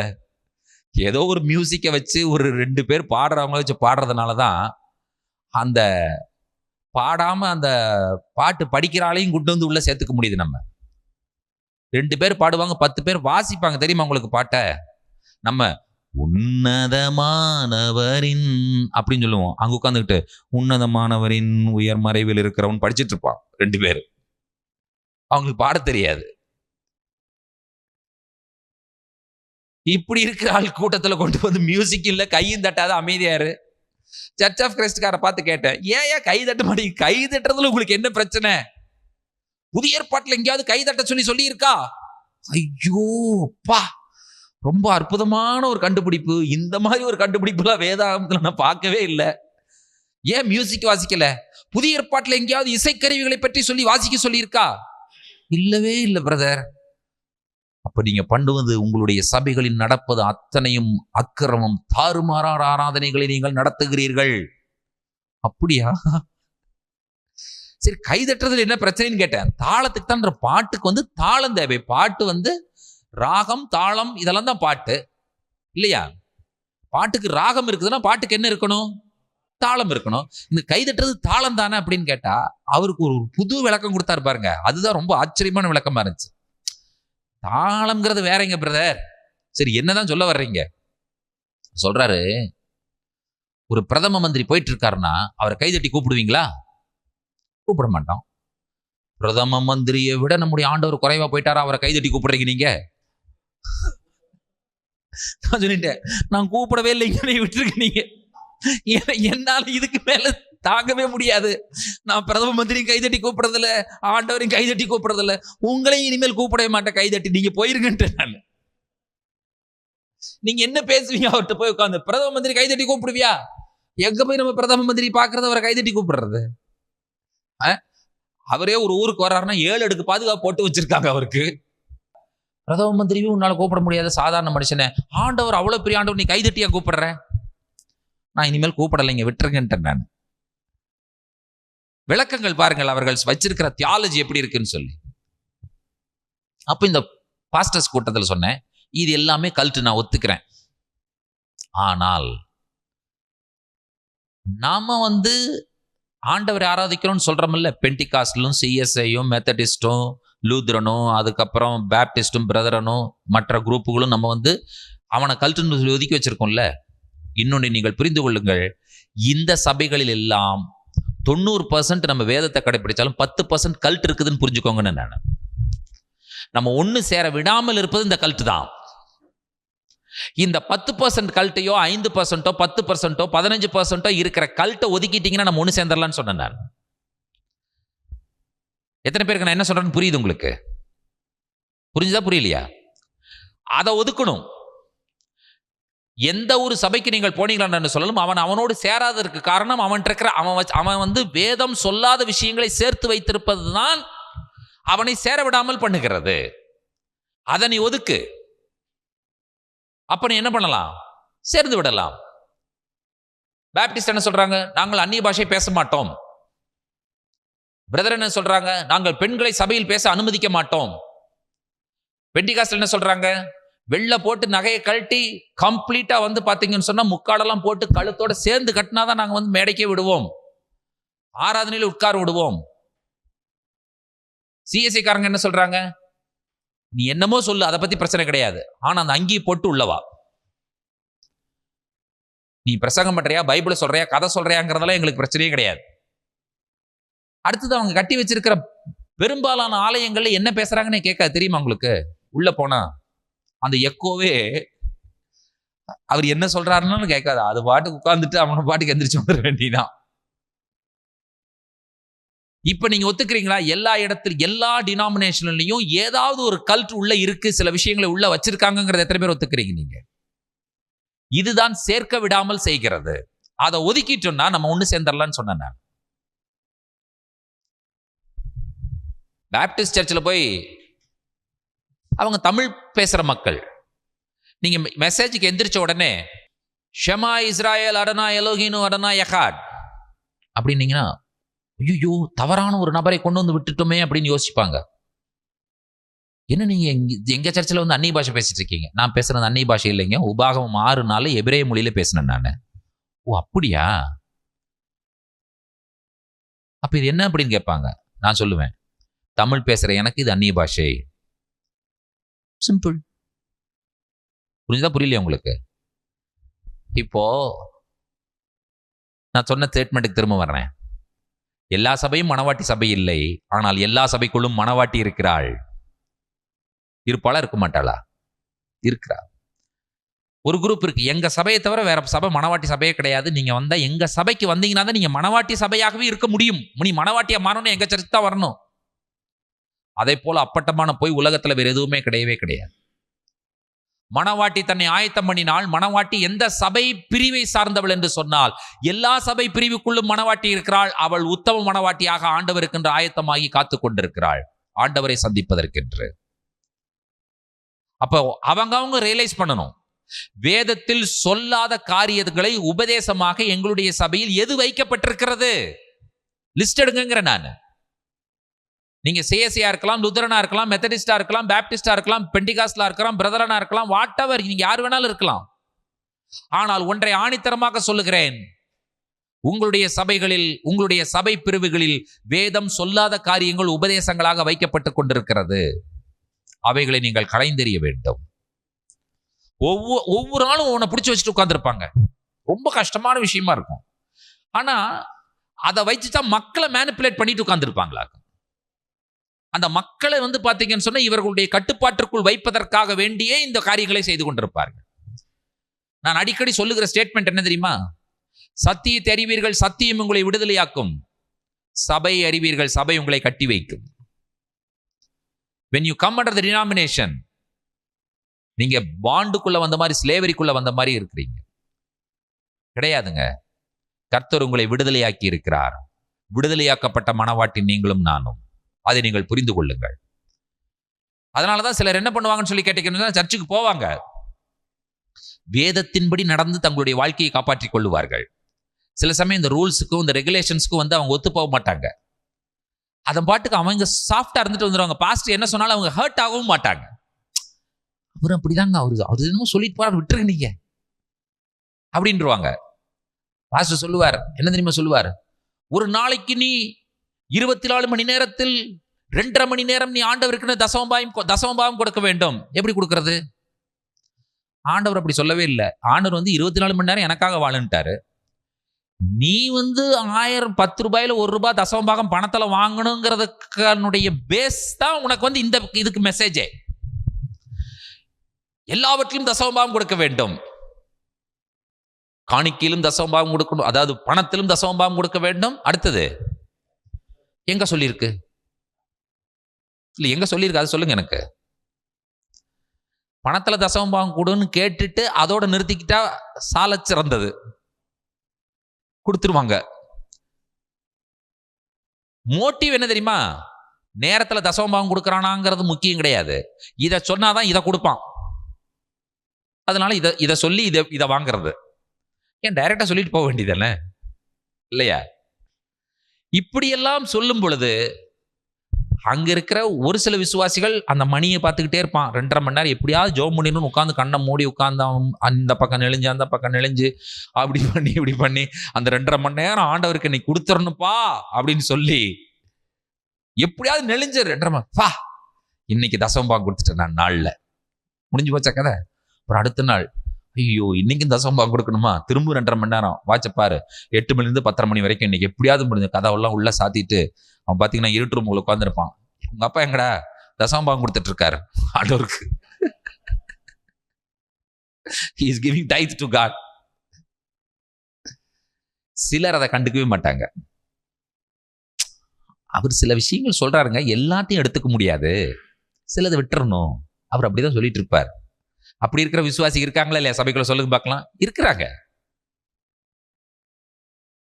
நான் என்ன தெரியுமா நினைப்பேன், அப்படி இருக்கிறவங்க எல்லாம் தான் என்னை தேடி வர்றாங்கன்னு நினைச்சுக்கோ. நான் இப்படி எல்லாம் உட்கார்ந்து வசனத்தை கேட்டுக் கொள்ளுகிறார்கள் என்பதை நான் நினைத்துக் கொள்வேன். அதனாலதான் நான் திரும்பவும் சொல்றேன், நான் பொதுவா பாத்தீங்கன்னு சொன்னா யாரையும் இங்க இதுல இப்படி இருக்கு அதுல இப்படி இருக்கு இதுல இப்படி இருக்குன்னு சொல்றதே கிடையாது. மக்களையும் பாத்தீங்கன்னு சொன்னா ஒரு பாண்டேஜுக்குள்ள கொண்டு போய் நான் விடுறதும் கிடையவே கிடையாது. அவர்களுக்காக அந்த உணர்வு வர வேண்டும். நான் மணவாட்டி, என்னுடைய மணவாளன் ஆயத்தம் பண்ணுவதற்கு இந்த வேதாகமத்தை எழுதி கொடுத்திருக்கிறார். இந்த வேதாகமத்தை நான் படித்து என்னை நான் ஆயத்தம் பண்ணி கொள்ள வேண்டும். வசனம் சொல்லுகிறது, மணவாட்டியை போதகர் ஆயத்தம் பண்ணினாள் என்று சொல்ல கேட்டேன். மணவாட்டியை பிஷப் ஆயத்தம் பண்ணினாள் என்று சொல்ல கேட்டேன். மணவாட்டியை இந்த பாஸ்டர் ஆயத்தம் பண்ணினாள் என்று சொல்ல கேட்டேன். இல்ல, மணவாட்டி அவள் தன்னைத்தானே வாயை திறந்து சொல்லுகிறாள், மணவாட்டி தன்னை ஆயத்தம் பண்ணினாள் என்று நான் சொல்ல கேட்டேன். நீங்கள் ஒவ்வொருவரும் சொல்ல வேண்டும், என்னை நான் ஆயத்தம் பண்ணி கொண்டேன். எத்தனை பேர் சொல்லுவீங்க என்னை நான் ஆயத்தம் பண்ணி கொண்டேன்? மணவாட்டி தன்னை ஆயத்தம் பண்ணினாள். உங்களை ஆயத்தம் பண்ணுவதற்கென்று உங்களுடைய மணவாளனே உங்களுக்கென்று வேதாகமத்தை எழுதி கொடுத்து விட்டார். அவருடைய வார்த்தை எழுதி கொடுத்து விட்டார். உங்களுடைய பணி என்னவென்று சொன்னால், இதை படிக்க வேண்டும், நீங்கள் மாற வேண்டும். மாறாமல் ஆயத்தமாகவே முடியாது. ஆயத்தமாகிறதுனா என்னதுங்க? வீட்டில் இருக்கிறீங்க, ஆயத்தமாக வெளியே போலாம் அப்படின்னு என்ன அர்த்தம்? என்ன அர்த்தம்? அந்த வீட்டில் இருக்கிறதான அந்த உருவம், அந்த போட்டிருக்கிற ட்ரெஸ்ஸு, அந்த ஸ்டைல் எல்லாத்தையும் விட்டு வேற ட்ரெஸ் போட்டு, தலையை வேற மாதிரி ரெடி பண்ணி, முகத்தை வேற மாதிரி ரெடி பண்ணி, எதை விடணுமோ விட்டு எதை சேர்த்தணுமோ சேர்த்துனாதான் ஆயத்தம்னு அர்த்தம். ரெடி ஆயிட்டீங்களா? ஆமா ரெடி ஆயிட்டேன் அப்படின்னு என்ன பொருள்? அப்படி போன ட்ரெஸ்ஸிங் ரூம்குள்ள போய் பார்த்தீங்கன்னு சொன்னா ட்ரெஸ் கழட்டி போடப்பட்டிருக்கும் இல்லையா? அதற்கப்புறம் தலை முடி கோம் பண்ணப்பட்டிருக்கும், முகம் கழுவப்பட்டிருக்கும். இது எதுவுமே கிடையாது. இருக்கிறது அப்படியே எந்திரிச்சு வந்தா எப்படி இருக்கும்? ஆயத்தம் என்று சொல்லுவது என்னது? விட வேண்டியதை விடுவது, சேர்க்க வேண்டியதை சேர்ப்பது. எதையெல்லாம் நான் விட வேண்டும் லிஸ்ட் இருக்கு பைபிள்ல, அதெல்லாம் நீங்க படிச்சுட்டு விடுங்க. எதையெல்லாம் நான் சேர்க்க வேண்டும் அது இருக்கு. இதை மக்களை ஆயத்தம் பண்ண விடாம இருக்கிறது சபைதான். வேதம் என்ன சொல்லுகிறதோ அதை விட்டுட்டு இவங்களா சில விஷயங்களை சேர்த்து சொல்லியிருப்பாங்க. இதெல்லாம் பண்ணு, இதெல்லாம் பண்ணு, இதெல்லாம் பண்ணு. கர்த்தருடைய திருவிருந்து எடுக்கணுமா, நீ 3 நாள் நீ உபவாசம் பண்ணி ரெடி ஆயிட்டு வா அப்படின்பாங்க. எதுக்குங்க? சுத்திகரிப்பு கூட்டம். சரி, இந்த 3 நாள் சுத்திகரிப்பு கூட்டத்துக்கு போறீங்க, எதை வச்சு உங்களை கழுவுவாங்க? ஒவ்வொரு ஆளுக்கும் ஒரு 1/2 லிட்டர் டெட்டால் 1/2 லிட்டர் பினால போட்டு உட்காந்து கழுவி அதுக்கப்புறம் தான் உட்காந்து மீட்டிங்கில் உட்கார வைக்கிறது இல்லையா? இதெல்லாம் இவங்களா வந்து ரெடி பண்ணி மக்களை வந்து ஒரு அந்த கில்ட்டி கான்சியஸ்குள்ளேயே வச்சிருக்கணும். அப்பதான் அவன் கரெக்டா இருப்பானா. அவன் தான் உட்காந்துருவான், ஆண்டவரே நீ பண்ணி, ஆண்டவரே நீ பண்ணி, ஆண்டவரே நீ பண்ணி. ஒவ்வொரு நாளும் சாயந்தரம் வந்து உட்காந்து இந்த சுத்திகரிப்பு கூட்டத்தில் உட்காந்து அவன் சுத்தமாக கழுவுனதுக்கு அப்புறம் பாஸ் சொல்லுவார், 3 நாள் சுத்திகரிப்பு கூட்டத்திற்கு வந்தீர்கள், கர்த்தர் உங்களை சுத்திகரித்து விட்டார், நாங்களும் உங்களை கழுவி இருக்கிறோம், நீங்கள் திருவிருந்திற்கு ஆயத்தமாக இருக்கிறீர்கள். கூட்டத்துக்கு சுத்திகரிப்பு கூட்டத்துக்கு வராதவன் எல்லாம் எந்திரிச்சு வெளியே போயிரு. அப்ப அடுத்த மாசம் திரும்ப சுத்திகரிப்பு கூட்டம். எதுக்கு அப்படின்னு கேட்டா, சுத்திகரிப்பு கூட்டம் நடத்துறதே எதுக்குன்னு கேட்டா திரும்பவும் போய் நீ பாவம் செய்யணும் தான் அர்த்தம். அதான் அடுத்த வாரம் கழுவுறதுக்கு ரெடியா இருக்காங்கல்ல, அப்ப நம்ம போய் செஞ்சுட்டு வரலாம்ல. திரும்ப வேதம் சொல்லாத சில விஷயங்கள் இன்றைக்கு திருச்சபைகளில் இருக்கிறது என்று சொன்னால் அதை ஊழியக்காரர்கள் என்றைக்குமே மாற்ற மாட்டார்கள். விசுவாசிகளாக அடையாளம் கண்டுபிடித்தால் ஒழிய இதற்கு விடிவு இல்லை. அதை நீங்கள் மறந்து விடாதீர்கள். மணவாட்டி தன்னை ஆயத்தம் பண்ணினாள் என்று சொல்ல கேட்டேன். அதனுடைய பொருள் என்னவென்று சொன்னால், மணவாட்டி தன்னையும் ஆயத்தப்படுத்திக் கொண்டாள். ஆகினால நீங்கள் என்னிடத்துல கேட்கக்கூடாது, இங்க போனா நல்லா இருக்குமா, அங்க போனா நல்லா இருக்குமா, இங்க போனா நமக்கு வந்து விடிவு வந்துருமா. எங்க போனாலும் விடிவு வராதுங்க. விடிவு வரணும்னா ஒரே வழி, வேதாகமத்தை நீங்கள் படித்து நீங்கள் மாறினால் ஒழிய வேற வாய்ப்பே இல்லவே இல்லை. வேதாகமத்தை நீங்களே படியுங்கள். கர்த்தர் எழுதி கொடுத்த வேதம். பரிசுத்த ஆவியானவர் சொல்லுகிறார், ஆண்டவர் சொல்லுகிறார், நானே அவர்களுக்கு போதிப்பேன். எரேமியால சொல்லி இருக்கிறார், அவர்கள் உள்ளத்துல நான் வாசமாய் இருப்பேன், அவர்களுடைய இருதயத்தில் என்னுடைய பிரமாணங்களை எழுதுவேன், நானே அவர்களுக்கு போதிப்பேன் என்று சொல்லி ஆண்டவர் சொல்லி இருக்கிறார். ஆகினாலே திரும்பவும் சொல்லி நிறைவு செய்கிறேன், எல்லா சபையும் மணவாட்டி சபை இல்லை, ஆனால் மணவாட்டி எல்லா சபைக்குள்ளும் இருக்கிறாள். நீங்கள் எங்கே இருக்கிறீர்கள் என்பது பொருள் அல்ல, எந்த சபையில் இருக்கிறீர்கள், எந்த பிரிவில் இருக்கிறீர்கள் என்பது பொருள் அல்ல. சிலர் சொல்லுவாங்க, நாங்க 100 வருட பாரம்பரியமான ஒரு திருச்சபையில் நாங்க மெம்பரா இருக்கிறோம். என்ன பிரயோஜனம்? அதுல உங்களுக்கு என்ன பெருமை? யோசித்து பாருங்கள், பார்க்கலாம். எந்த ஒரு சபை பிரிவிலே நீங்கள் அங்கத்தினராய் இருப்பதனால அதனால நீங்கள் பெருமைப்பட்டுக் கொள்வீர்கள் என்று சொன்னால் உங்களை நீங்களே வஞ்சிக்கிறீர்கள், உங்களை நீங்களே ஏமாற்றிக் கொள்ளுகிறீர்கள். இவ்வளோ பெரிய கூட்டம் போற சபையில நான் அங்க மெம்பரா இருக்கிறேன் அப்படின்னு நீங்க சொன்னீங்கன்னு சொன்னா அதனால எந்த பிரயோஜனம் கிடையாது. You are individual. நீங்கள் எவ்வளவு பேர் உங்க கூட சேர்ந்து ஆராதித்தாலும் அதை பற்றி நீங்கள் கவலைப்படணுங்கிற அவசியம் இல்லை. இந்த பக்கம் 1000 பேர் உட்காந்துருக்கான், இந்த பக்கம் 1000 பேர் உட்காந்துருக்கான். What is the use? அதனால உங்களுக்கு என்ன இருப்போது? நீங்கள் தனியா இருந்து ஆராதித்தாலும் அதுதான். நீங்க 1000 பேர் இந்த பக்கம் 2000 பேர் அந்த பக்கம் 2000 பேர் இருந்தாலும் அதெல்லாம் நீங்க பிரயோஜனமே கிடையாது. தேவனுடைய வார்த்தையை நீங்கள் கடைபிடிக்கிறீர்களா, தேவனுடைய வார்த்தையின்படி நீங்கள் வாழ்கிறீர்களா என்பதுதான் மிக மிக முக்கியமான விஷயம். தேவனுடைய வார்த்தையாகவே வாழ்ந்து விடுங்கள். வார்த்தை உங்களை மணவாட்டியாக மாற்றும். மணவாளன் காதுகளுக்கு போகிறது, ஆட்டுக்குட்டியானுடைய கல்யாணம் வந்தது, மணவாட்டி தன்னை ஆயத்தம் பண்ணினாள் என்று சொல்ல கேட்டேன். இப்ப நீங்க என்ன தெரியுமா சொல்லணும்? அந்த ஆட்டுக்குட்டியானுடைய கல்யாணம் வரும் பொழுது நான் என்னை ரெடி பண்ணிட்டேன், ஐ ஆம் ரெடி சொல்லுவீங்களா? சொல்ல மாட்டீங்களா? சொல்லணும். சொன்னாதான் அடுத்தது மணவாளன் குதிரையில வர்றாரா வரலையா? வருகிறார், மணவாளன் வந்து கொண்டே இருக்கிறார். அடுத்த ஞாயிற்றுக்கிழமை வந்து பாருங்க, குதிரையில எப்படி வராருங்கிறத பார்க்கலாம். நீங்க அந்த காட்சியை நீங்கள் பார்க்க விரும்பினால் அடுத்த ஞாயிறு மாலையிலே மணவாளனுடைய குதிரையில் வருகிற காட்சியோடு செய்தியை நாங்கள் தொடங்க இருக்கிறோம். கண்களை மூடி நாம் ஜெபிப்போம். மகா பரிசுத்தமும் கிருபையும் இரக்கும் நீதி நிறைந்த எங்கள் அன்பின் பரலோக பிதாவே, இந்த ஆசீர்வதிக்கப்பட்ட நல்ல மனமகிழ்ச்சியின் மாலை பொழுதிற்காய் நாங்கள் நன்றியோடு மெய் துதிக்கிறோம், ஸ்தோத்திரிக்கிறோம். மணவாட்டி தன்னை ஆயத்தம் பண்ணினாள் என்று சொல்ல கேட்டேன். ஆட்டுக்குட்டியானவருடைய கல்யாணம் வந்தது. நாங்கள் எந்த சபை பிரிவுகளுக்குள்ளாக இருக்கிறோம் என்பது பொருட்டல்ல, ஆனால் நாங்கள் மணவாட்டியாக எங்களை நாங்கள் உருவாக்கி கொண்டிருக்கிறோமா, வேத வசனத்தின்படி எங்களை நாங்கள் மாற்றி அமைத்துக் கொண்டிருக்கிறோமா என்பதுதான் அதனுடைய மிகப்பெரிய பொருளாய் இருக்கிறது. கர்த்தருடைய ஆவியானவர் எங்களோடு கூர்ந்து காரியங்களை நடப்பிக்கும்படியாக ஒப்புக் கொடுத்து ஜெபிக்கிறோம். நாங்கள் உத்தம மணவாட்டியாய், உண்மை மணவாட்டியாய், கரை திரை முதலானவைகள் ஒன்றும் இல்லாமல் பரிசுத்தமும் பிழையற்றதுமான மகிமையுள்ள மணவாட்டியாய் நாங்கள் உருவாக கர்த்தர் எங்களுக்கு உதவி செய்வீராக. திருவசனம் கேட்ட ஒவ்வொருவரையும் கர்த்தர் நிறைவாய் ஆசீர்வதியும். துதியும் கனவும் மகிமையும் உமக்கு ஏறெடுக்கிறோம். இயேசு கிறிஸ்துவின் வல்லமையுள்ள நாமத்தில் வேண்டிக் கொள்கிறோம் பிதாவே, ஆமென். நம்முடைய கர்த்தராகிய இயேசு கிறிஸ்துவின் கிருபையும் பிதாவாகிய தேவனுடைய அன்பும் பரிசுத்த தேவாவியானவருடைய அன்யோன்ய ஐக்கியமும் சிநேகமும் நம் அனைவரோடும் கூட கர்த்தருடைய வருகை பரியந்தம் நீடித்து நிலைத்திருப்பதாக. ஆமென். என் ஆத்துமாவே கர்த்தரை ஸ்தோத்திரி, என் முழு உள்ளமையுடைய பரிசுத்த நாமத்தை ஸ்தோத்திரி. என் ஆத்துமாவே கர்த்தரை ஸ்தோத்திரி, கர்த்தர் செய்த சகல உபகாரங்களையும் மறவாதே. ஆமென், ஆமென், ஆமென். Praise the Lord. Shalom. God bless you. Thank you. Praise.